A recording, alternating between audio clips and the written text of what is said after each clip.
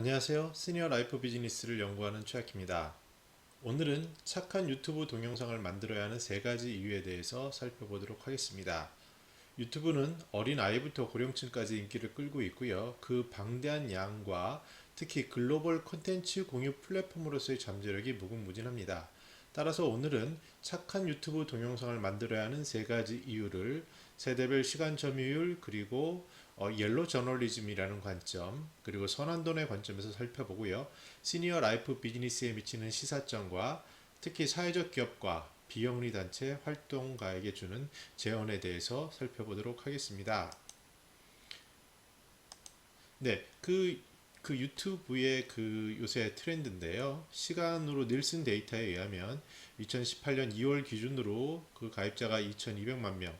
아직은 네이버가 더 많은 것으로 나오지만요. 근데 이 시간대로 보면 시간 점유율로 보면은 그 257억 분으로 그 다른 미디어나 SNS보다 탁월합니다.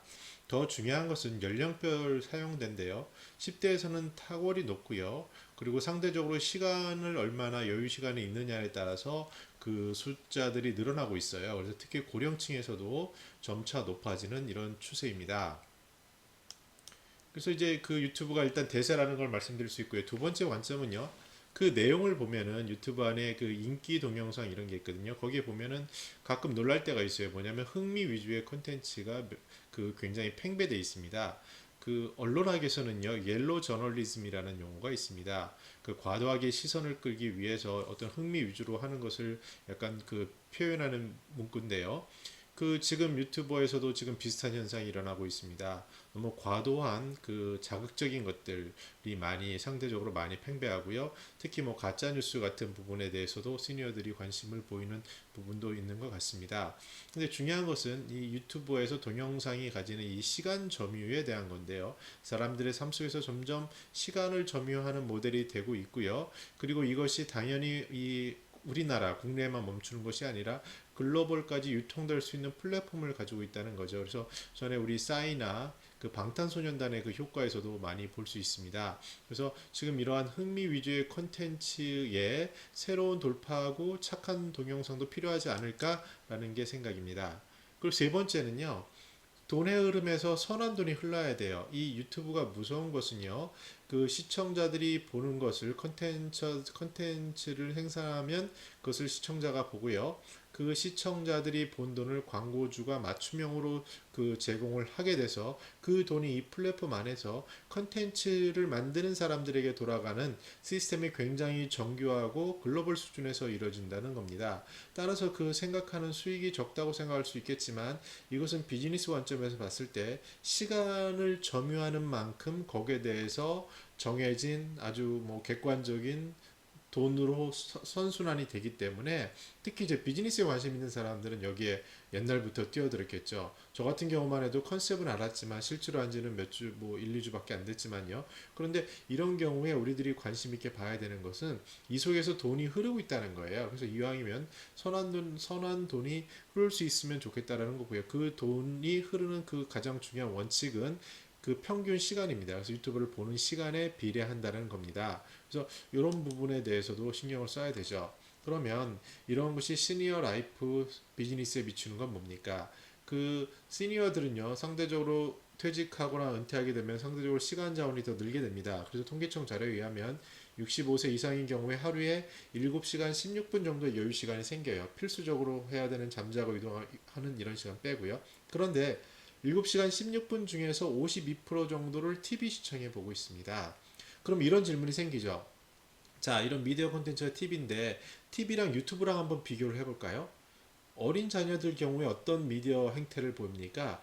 집에 TV 없는 사람들도 많고요. 그 다음에 TV가 있더라도 TV 틀어놓고 유튜브를 동시에 보는 게 많습니다. 근데 제가 제 3자 입장에서 저희는 이제 그 어르신부터 아이까지 다 있는데요. 전체를 놓고 보면은 유튜브가 더 경쟁력이 있겠다라고 생각이 드는 거예요. 심지어 이제 저도 요새 패턴이 바뀌었는데 유튜브는 제가 원하는 정보를 보는 거고요. TV는 거기에 맞춰서 주어지는데 양과 속도와 저의 선택권 이런 것에 차이가 나기 때문에 점점 유튜브로 가게 됩니다. 마찬가지로 시니어들도요. 당신들의 관심과 이런 사항으로 있어서 점차적으로 이쪽으로 이동해 가지 않을까. 특히 정치 영역에서는 많이 가고 있는 것 같아요. 그래서 이런 부분들이 이제 나타날 수도 있겠다라는 생각이고요.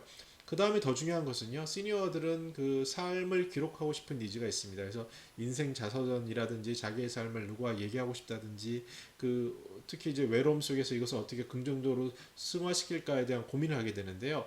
의외로 또 경륜을 많이 갖춘 분들이 계십니다. 그래서 이런 분들이 그 시간 자원을 삶을 기록하고 삶을 나누는 것으로 만약에 전환한다면, 다시 말씀드려서 유튜버 컨텐츠 제작자로 바꾼다면 어떨까라는 생각이 듭니다. 물론 기술적으로 어려워 보이겠지만 요새 스마트폰 가지고 대부분 하지 않습니까? 저도 지금 노트북 하나 가지고 하는데요. 마찬가지로 이런 기술의 진화는 일어날 거고요. 그다음 중요한 것은 컨텐츠고요. 그럼 그 컨텐츠는 시니어들이 더 풍성하고 오히려 좋은 것들이 있을 수도 있겠다라는 생각이 듭니다. 그래서 시니어들도 이 부분을 점차 주목해야 한다라는 게 생각입니다. 근데 이제 오늘 얘기가 착한 유튜버 동영상을 만들어야 하는 세 가지 이유라 그랬잖아요. 그래서 그러면 제가 하고 싶은 얘기는 이 부분입니다. 사회적 기업가 또는 비영리 단체에서 활동하는 활동가에게 드리는 제안이 있어요. 좋은 일을 하는데 좋은 일의 문제는 뭡니까? 돈이 없는 거죠. 저 같은 경우도 사단법인을 뭐 4개 정도 만들어서 활동하고 있는데 항상 부딪히는 문제는 재원의 문제예요. 그 재원의 문제는 지속 가능한가고요. 그 지속 가능한가는 실제로 사업에 일거리가 있는가라는 부분에 귀결이 됩니다. 그래서 그 좋은 사람들이 그 좋은 시간을 모여서 하는데 많은 경우에 좌초되거나 그 중심에 있는 한두 명이 어렵게 이끌어가는 경우가 많습니다. 그렇다면 이 부분을 다시 전향적으로 바꿔서요. 우리가 사회 기여도 하고 선한 영향력도 끼치는 것을 목적으로 하지만 지속 가능한 기반을 만들면 어떨까? 다시 말씀드려서 선한 돈의 흐름을 만드는 건 어떨까? 그 플랫폼이 유튜브 동영상이라고 생각을 합니다. 왜냐하면 보는 시청자들은 글로벌 기반이고요. 특히 시간을 점유하게 되면 그 시간에 대해서 굉장히 체계적이고 합리적인 가격 그 구조를 가지고 있기 때문에 결국 시간에 잠재된 거와 노출에 따라서 수익으로 전환될 가능성이 있다는 겁니다. 물론 가능성이 없어도 뭐 이쪽에 큰 상관은 없겠지만요. 대신에 그러면 영향력을 갖게 됩니다. 어떤 영향력이라면 사람들이 이 쓰는 소비하는 시간 속에서 그 온라인 속에 구매 동선, 움직이는 동선이 유튜브를 많이 흐르고 있지 않습니까? 이 속에 좋은 상점 하나를 가지고 있는 거예요. 좋은 자리를 확보하게 되면요.